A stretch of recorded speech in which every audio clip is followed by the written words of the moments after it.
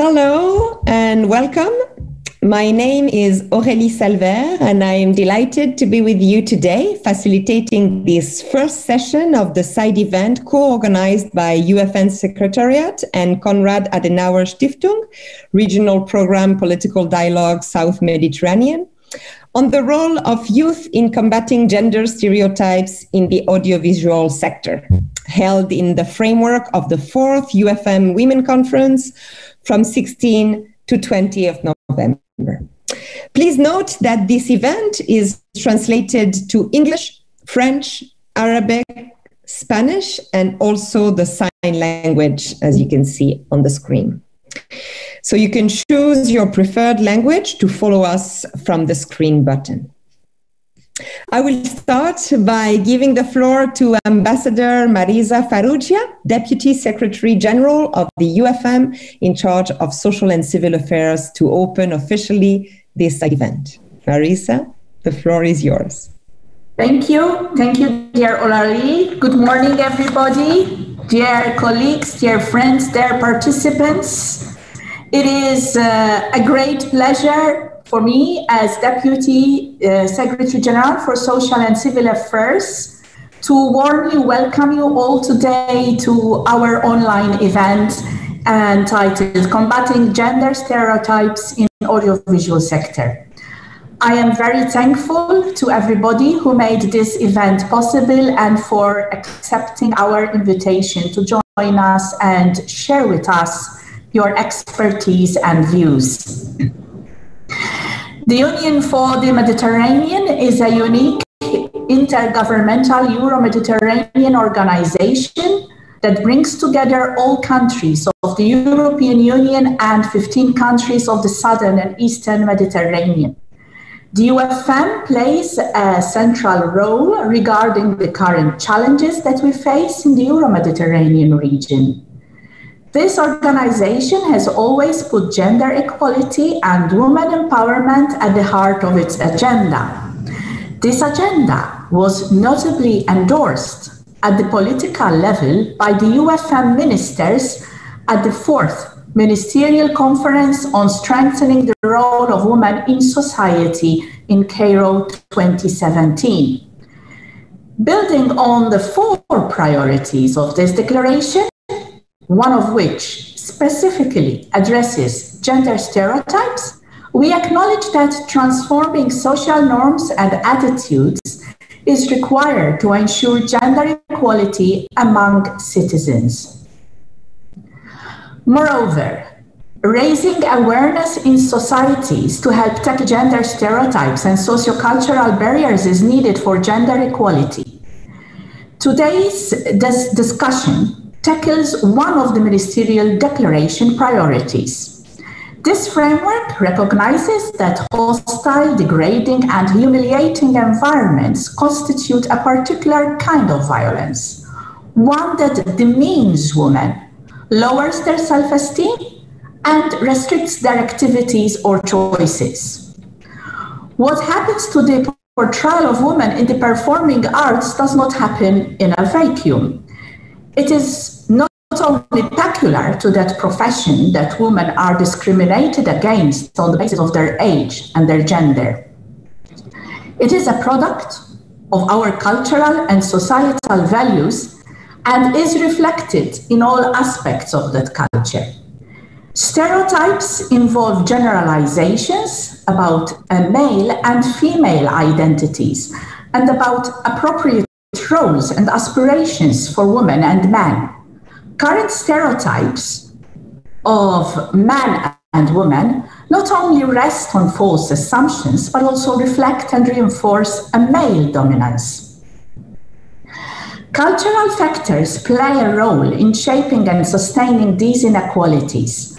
Dominant and widely shared attitudes and values in society influence the different status and standing of women and men, the different expectations held of men and women, and even the different choices made by men and women.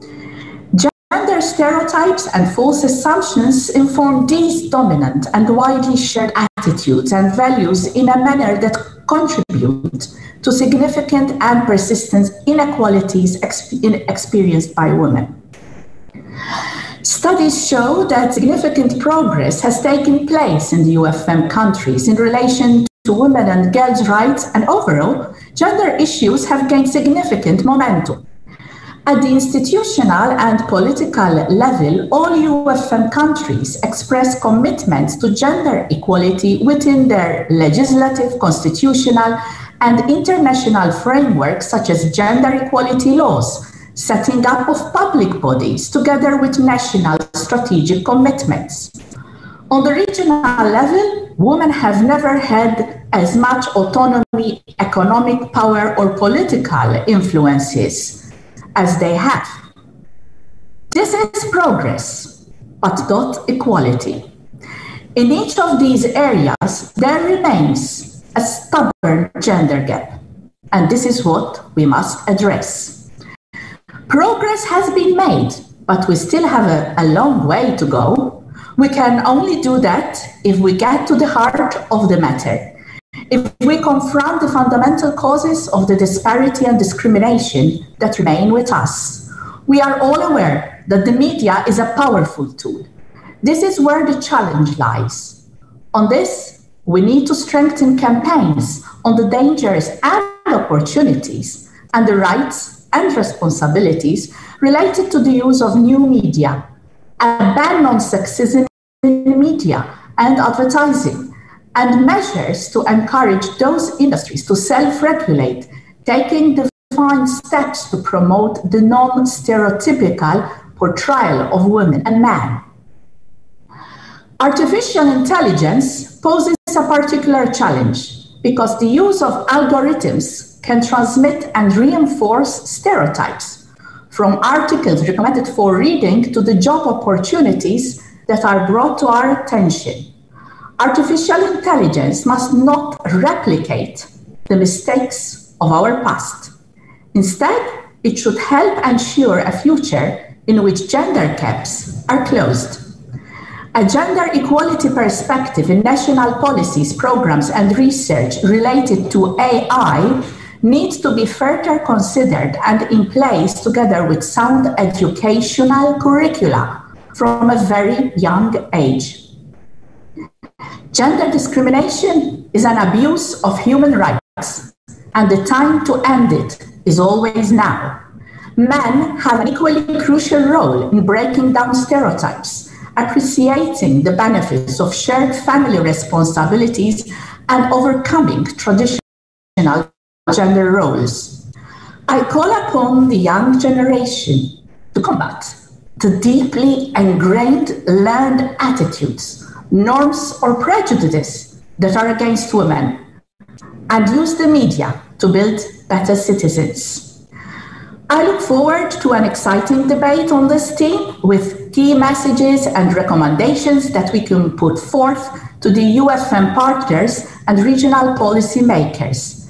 It is easy to dwell on the fact that change comes more slowly than we would like it. Action is now, and youth are the hope of bringing about the much needed change.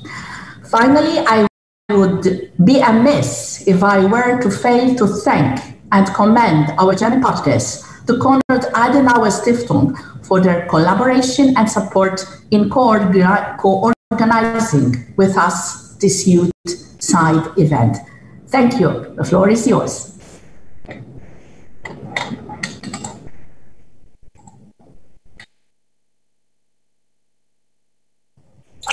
Thank you very much, Excellency, for this valuable introduction. We have less than an hour and a half to discuss with different panelists and also with our virtual audience about this topic. I would like to ask you to participate and share your valuable ideas and comments to this interactive dialogue through our different virtual platforms and use our hashtag #WomenForMediterranean.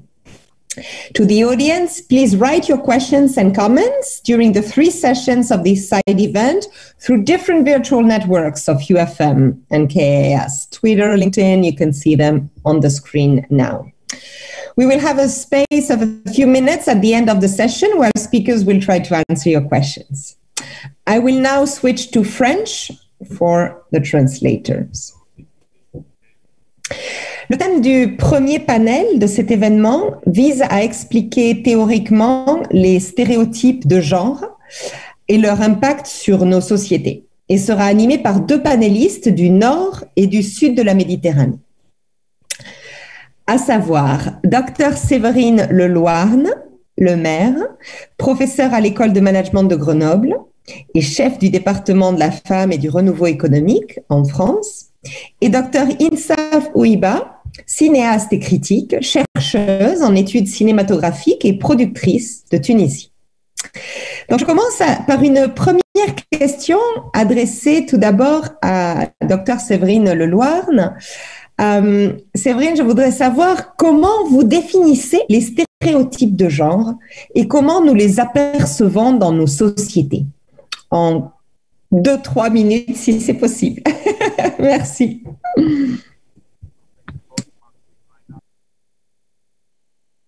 Séverine, vous êtes... Parfait, autant pour moi. Merci à vous de m'avoir invitée et merci à vous de me donner la parole. Donc, attends, Séverine, vous m'entendez? Oui, je vous entends. On ne vous entend pas bien. Vous pouvez parler plus fort? Je vais essayer. Super. Est-ce que vous m'entendez mieux ici? Je suis au maximum, je ne peux plus rien faire. Pouvez-vous m'aider?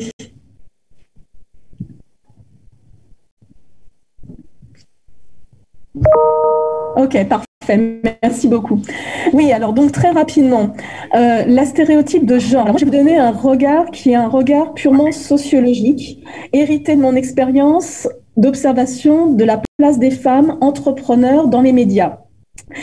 L'idée en soi, le stéréotype, c'est quelque chose de très normal parce que quand on apprend à s'exprimer, quand on apprend à vivre en société, quand on apprend à un enfant à se représenter ce qu'est une table, ce qu'est une chaise, ce qu'est un garçon, ce qu'est une fille, on représente avec des images. Et donc, l'enfant va apprendre avec des images. Donc, en soi, le stéréotype, je voudrais juste insister sur le fait que c'est pas bien ou c'est pas mal en soi. On a tous dans nos têtes des représentations. Sinon, on ne fonctionnerait pas et on ne pourrait pas communiquer entre nous. Si vous me dites, vous avez la parole, ça veut dire que derrière, j'ai une image de qu'est-ce que doit être la parole, j'ai une image de mon ordinateur, du micro sur lequel je dois cliquer, etc. Donc, on peut se comprendre. Là où ça pose problème, c'est lorsque les normes sociales lorsque vous avez... Qui a déterminé ces stéréotypes et comment ça a été déterminé? Le paléontologue Pascal Pic, lui, va dire que ça remonte, des stéréotypes de genre remontent il y a très très longtemps au moment du néolithique. Alors, on va peut-être pas avoir le temps de repartir jusque-là, mais on sait que la notion de place de la femme et de l'homme dans la société sont différentes et remontent à une sorte de répartition des tâches, en particulier des tâches de travail. La femme plus à la maison, l'homme plus à la chasse. Et donc, depuis cette période, on a ce stéréotype qui reste communément admis et communément adopté. Donc, ça va donner des représentations dans les médias qui vont être caricaturale, je l'accorde, mais la ménagère de moins 45 ans qui va être représentée pour acheter des produits, pour susciter l'achat de produits agroalimentaires, ou au contraire, le monsieur qui va conduire la voiture de famille. Donc, tous ces stéréotypes, j'essaye par ces exemples de les décrire, ce sont juste des phénomènes de normes qui ont été établis de manière pratiquement inconsciente, qui ont été adoptés et qui ont été établis, là ce sera mon petit côté de sociologue engagé, par des hommes. Je pense que j'ai répondu à la question. Super. Merci beaucoup. Merci beaucoup, Séverine. Est-ce que je pourrais avoir la réponse aussi de Dr Insaf en tant que cinéaste tunisienne et professeure en France? Comment vous définissez les stéréotypes de genre et quels sont, selon vous, leurs impacts sur nos sociétés? Alors, je vais commencer, permettez-moi d'abord par citer Edgar Morin, qui parle de son rapport au cinéma. Il dit, je cite, « Bien sûr, j'étais inspiré par l'idée déjà complexe et récursive de comprendre la société à l'aide du cinéma, tout en comprenant le cinéma à l'aide de la société. Mais j'étais aussi poussé par quelque chose de très intime, la fascination de mon adolescence et mon sentiment adulte que le cinéma est beaucoup plus beau, émouvant, extraordinaire que toute autre représentation. » Donc, cette citation à elle seule résume l'importance et la place de l'image et la place du cinéma et son impact sur la société et sur la construction du regard. Les stéréotypes et les clichés sont nombreux et j'ai décidé, en fait, parce qu'on n'a pas beaucoup de temps, de parler des stéréotypes liés au corps et de la représentation du corps et de la sexualité de la femme. Et lorsqu'on parle de corps et de sexualité, il y a 3 axes sur lesquels on doit nécessairement se pencher, qui sont l'histoire du regard, l'histoire de la mentalité et aussi l'histoire de la censure et de la classification, puisque c'est elles qui vont déterminer et démontrer l'évolution, justement, si évolution il y a de ces clichés ou pas. Alors, ces clichés, parfois, dans les parties de part et d'autre de la Méditerranée, se retrouvent dans le cinéma et parfois, en fait, prennent des formes différentes. Il est sûr que le cinéma est un miroir qui construit une image, parfois, qui est déformante. Elle correspond souvent à des moules préétablis qui sont repris en tout cas dans le cinéma arabe, non par l'évolution de la société, mais une évolution du cinéma lui-même. On a l'impression que la société veut se voir comme d'une image parfaite et non l'image réelle d'elle-même. Alors, quand on évoque la question du corps et de la sexualité, il est clair que ces sujets sont souvent mis au cinéma par des hommes et rarement dans la région du Sud par des femmes. Il y a quelques expériences, mais souvent, en fait, ce corps, même s'il est le corps en fait physique, le corps sexuel représente le corps de la société et non le corps de la femme et l'expérience intime. Nous parlons souvent de cinéma de genre et cinéma de femmes, et il est temps vraiment de trouver dans ce cinéma de femmes le rapport au corps et le rapport à l'intime. Comment représenter le corps? La question se pose. Est-ce qu'il faut révéler, transgresser, montrer, suggérer? La question de la liberté de l'artiste ici se pose. Personne n'est contre cette liberté, mais il est clair que nous ne pouvons pas nier l'importance de la marchandisation du corps dans la représentation au cinéma. Et lorsqu'on dit marchandisation, on dit aussi exposition de ce corps et exhibition de ce corps. Alors, lorsqu'on parle d'exposition et de marchandisation, on pense souvent à une autre forme d'image et qui est offerte, à savoir l'image pornographique. Alors, l'image pornographique est née exactement à peu près dès 1900, en même temps que l'image du cinéma. Qu'est-ce qui a changé ces dernières années? Eh bien, il y a une sorte de raccourci dans la fabrication de cette image. C'est-à-dire que le numérique a permis de dépasser certaines étapes dans la fabrication. Nous n'allons plus, le public, en fait, qui est consommateur de ces images, ne va plus dans la salle de cinéma, n'a plus des contraintes, n'est plus observé, mais il peut accéder facilement à ces images sur les plateformes et par Internet. Et lorsqu'on parle de ce public, le public aussi qui est ciblé, c'est le public des jeunes. Parce qu'aujourd'hui, on parle du cinéma et des stéréotypes, mais on sait très bien que beaucoup d'études démontrent que les jeunes fréquentent de moins en moins les salles de cinéma et ont l'expérience en fait, dont parle Edgar Morin, la vivent seuls chez eux, soit sur des tablettes, soit sur des ordinateurs et souvent, généralement, sur des téléphones. Donc, en fait, l'expérience... Alors, je dépasse. Je vais vous demander d'être assez courte parce qu'il nous reste 9 minutes et il faut qu'on aille aux solutions. Donc, je vais juste dire que le rapport, il est très important de parler de cette image et ne pas la nier, parce que l'image pornographique, aujourd'hui, formate le rapport entre les jeunes femmes et hommes, mais aussi formate le rapport de la femme elle-même et à son corps. Voilà, je vais m'arrêter là. Super, merci beaucoup. Et on pourrait continuer, c'est passionnant. On est un petit peu limité par le temps. Je voudrais vous demander à toutes les deux, et je vais commencer par Séverine, qu'est-ce qu'on peut faire pour défier ces stéréotypes de genre et les éradiquer de nos sociétés? Quelques solutions ou idées de solutions concrètes?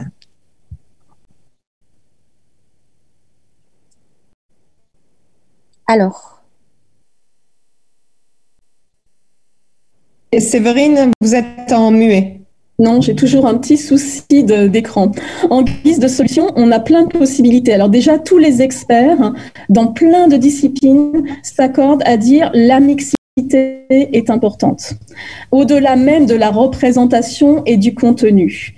La mixité, ça veut dire, alors je cite juste un chiffre issu d'un rapport du ministère de la Culture. En France, c'est le chiffre que j'ai en tête, 74,3% des tribunes sont signées par des hommes. 84% des présentateurs, notamment aux grandes audiences, sont des hommes. Donc, derrière ces chiffres-là, on voit clairement qu'en 2020, on est encore loin de la mixité en France dans les représentations, dans les images, dans la place des femmes.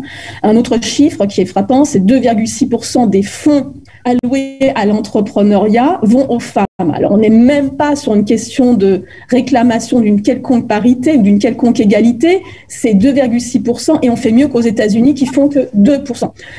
Donc déjà, ceci. Après, il y a un autre point aussi dont il faut tenir compte, c'est que l'essence de la femme comme l'essence de l'homme, je suis désolée, mais ça n'existe pas. Alors, biologiquement parlant, oui, il n'y a pas de souci. XXXY, il n'y a pas de problème. En revanche, nous sommes 3 femmes ici présentes et on voit bien que nous sommes 3 femmes différentes dans nos représentations, dans nos modes de pensée peut-être, dans nos vêtements, dans plein de choses, dans nos langages également. Et l'idée, c'est évidemment de montrer la diversité des femmes également dans les représentations. Il peut y avoir des mamans entrepreneurs, il peut y avoir aussi des femmes qui ont le droit de revendiquer d'être des Golden Girls et ça ne devrait pas poser de problème. Mais plus il y aura de représentation de diversité, plus la logique de stéréotype sera anéantie. Absolument. Merci beaucoup Séverine. INSAF, pareil, solution, d'autant plus qu'on commence à avoir des questions du public sur l'idée que les stéréotypes avec l'âge digital deviennent vraiment très présents, notamment avec le fait que les jeunes ont accès à des images très sexualisées. Qu'est-ce qu'on peut faire pour ça ? Et avec des chaînes comme TikTok, Instagram, on a vraiment des choses complètement visuelles. Comment on peut faire en fait pour que les jeunes femmes aussi apprennent à avoir de la valeur en dehors de leur apparence? INSAF, quelles sont vos solutions? Alors, je suis d'accord avec Séverine quand elle parle de mixité. La mixité est importante, mais ce qu'on peut constater aujourd'hui, c'est que, et toujours je reviens au corps de la femme, il n'y a jamais été autant question de le corps de la femme de part et d'autre de la Méditerranée qu'aujourd'hui. En fait, et ça pose problème, puisque justement, normalement, on a accès à l'image, il n'y a plus d'interdit, on voit tout, Internet permet tout, et aujourd'hui, plus que jamais, se pose de questions. Donc, il y a un réel problème entre ce que est à la disposition des jeunes et la réception des jeunes.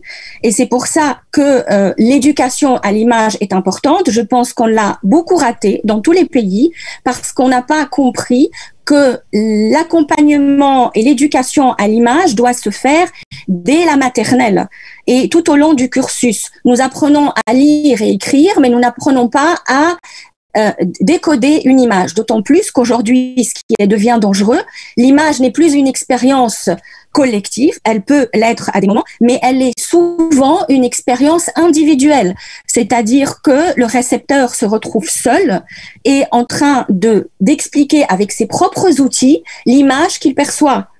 Et c'est là qu'est le danger, et notamment le danger de la consommation des réseaux sociaux, en fait, qui offrent un ensemble d'images, des plus pédagogiques, éducatives et tout le reste, jusqu'aux plus, en fait, dangereuses pour la femme elle-même. Merci beaucoup, Insaf. Séverine, oui, tu voudrais ajouter quelque chose?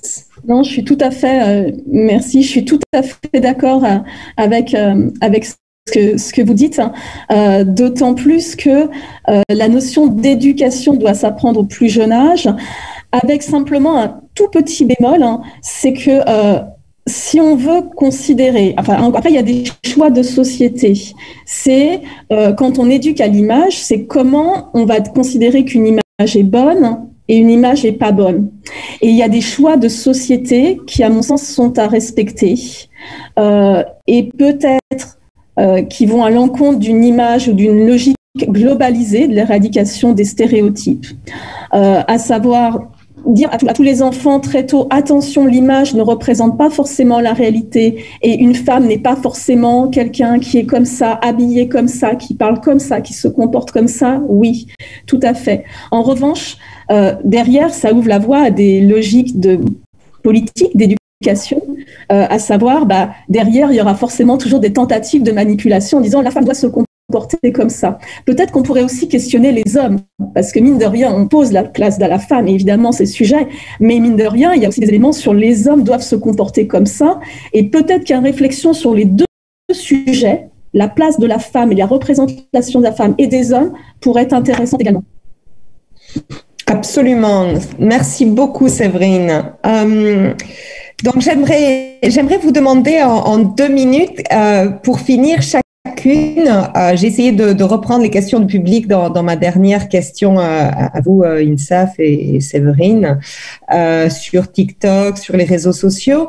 Mais vous avez 2 minutes chacune pour nous donner votre message final, que ce soit qu'est-ce qu'on doit retenir de cette intervention, ou est-ce que vous avez des recommandations, notamment pour les jeunes, en termes de stéréotypes. Insaf, vous voulez commencer? Oui, alors, je pense que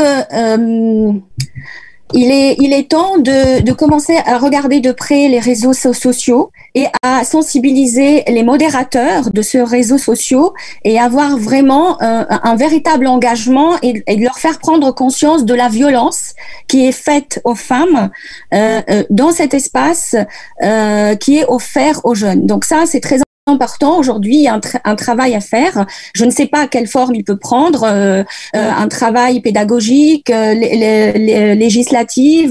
Il faut réfléchir vraiment et aussi essayer d'aller retrouver les jeunes là où ils sont, c'est-à-dire sur les réseaux sociaux, et poster aussi des courts-métrages, des spots qui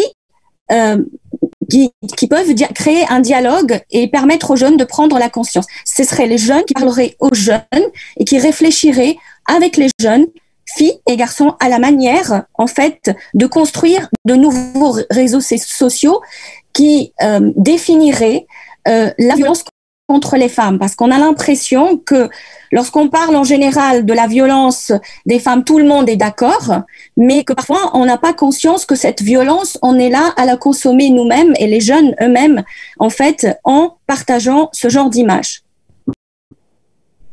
Merci beaucoup, Insaf. Séverine, le mot de la fin. Très rapidement, juste rappeler qu'un stéréotype, c'est quelque chose de normal, hein. C'est quelque chose qui nous oblige à communiquer. En revanche, le stéréotype peut être bougé si l'image permet, ou le support visuel permet de faire, d'être honnête par rapport à la diversité des représentations qui existent, diversité de femmes, ça c'est le premier point. Et le second point, c'est on ne peut pas, à mon sens, penser la représentation de la femme et le stéréotype de la femme sans penser également, de manière égalitaire, la représentation de l'homme et l'évolution de la représentation et de la diversité de l'homme. Merci. Merci à toutes les deux vraiment pour toutes vos idées, vos suggestions. C'était vraiment très important.